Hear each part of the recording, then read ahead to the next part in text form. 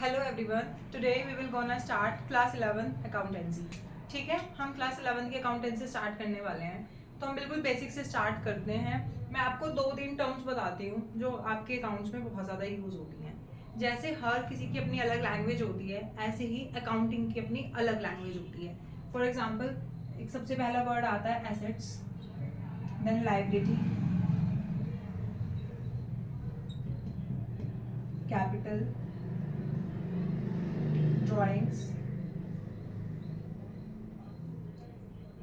कुछ वर्ड ऐसे होंगे आपने सुने होंगे, कुछ ऐसे होंगे जो नहीं सुने होंगे। अभी सबका करेक्ट मीन हम पता करेंगे।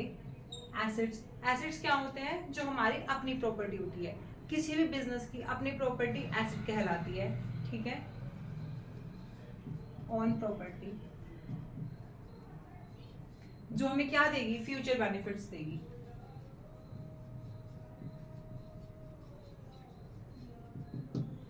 एसेट्स मतलब बिजनेस की अपनी प्रॉपर्टी जो आपको फ्यूचर में बेनिफिट्स देगी। For example, land, building, furniture, machinery, cash, ये सब क्या होते हैं? एसेट्स होते हैं। लाइबिलिटीज हमारे ऊपर जो ऑब्लिगेशन होता है, मतलब हमने किसी और की प्रॉपर्टी यूज करी है, वो क्या होती है? लाइबिलिटी। फॉर एग्जाम्पल, हमने किसी और से पैसा लिया है, जैसे कि लोन, ये हमारा क्या हो गया? लाइबिलिटी हो गया। मतलब ये हमारी प्रॉपर्टी नहीं है, ये किसी और का पैसा है जो हमने यूज करा है। देन आता है कैपिटल। कैपिटल वो अमाउंट होती है जिससे आप बिजनेस स्टार्ट करते हो। ठीक है, आप जो पैसा बिजनेस में स्टार्ट करते हो, बिजनेस स्टार्ट करने के लिए, फॉर एग्जांपल आपको एक शॉप खोलनी है, आप उस शॉप खोलने के लिए जो भी पैसा लगाओगे वो क्या होता है? कैपिटल होता है। देन ड्राइंग्स, हमारा नेक्स्ट टर्म होता है ड्राइंग्स। ये एक तरीके से समझ लो आप हाउस होल्ड पर्पज के लिए जो आप पैसा यूज निकालते हो। बिजनेस में से जो भी पैसा आप अपने हाउस होल्ड पर्पज के लिए निकालोगे, प्राइवेट यूज के लिए निकालोगे, वो क्या हो जाता है? हाउस होल्ड के लिए ड्राइंग। जैसे कि आपको अपने चिल्ड्रन फी चाहिए या पार्टी के लिए आपने पैसा निकाला बिजनेस से, ठीक है, ये सब क्या हो जाएगा? ये ड्राइंग हो जाएगा। ऐसे ये आपके 4 टर्म्स होती हैं। इसके अंदर डिवाइडेशन होती है आगे जाके। अभी आपको सिर्फ 4 समझने हैं। फर्स्ट, एसेट्स, जो बिजनेस की प्रॉपर्टी है, खुद की प्रॉपर्टी है, दैट इज एसेट्स।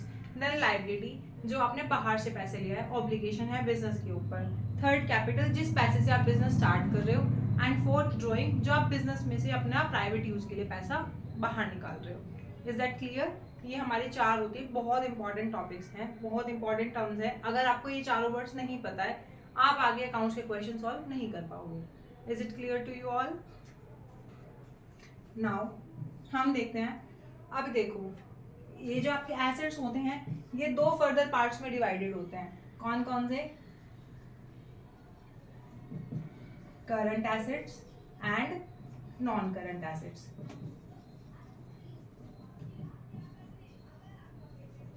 एसेट्स कौन कौन से होते हैं? Current assets and non current assets. मतलब जो एसेट्स आपके 12 महीने के अंदर चेंज हो जाएंगे वो करंट एसेट्स होते हैं। मतलब विद इन अ ईयर जो एसेट चेंज हो जाएंगे, या 12 मंथ्स के पीरियड के अंदर जो एसेट चेंज हो सकते हैं, वो करंट एसेट्स होते हैं।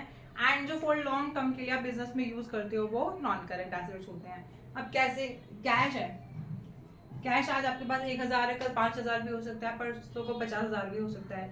कभी ऐसे भी हो सकता है बिल्कुल नेगेटिव बैलेंस हो। देखो, आप एज कैश है, आपके पास डेली चेंज हो रहा है, ये आपके क्या है? करंट एसेट्स है। मतलब ये 12 मंथ, ये नहीं है कि आपने आज लगाया अगले 12 महीने तक सेम रहेगा, चेंज होता रहता है। ये करंट एसेट होता है।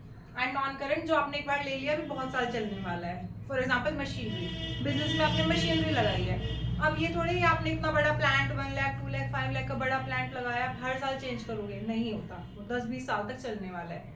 वो आपके नॉन करंट एसेट्स होते हैं।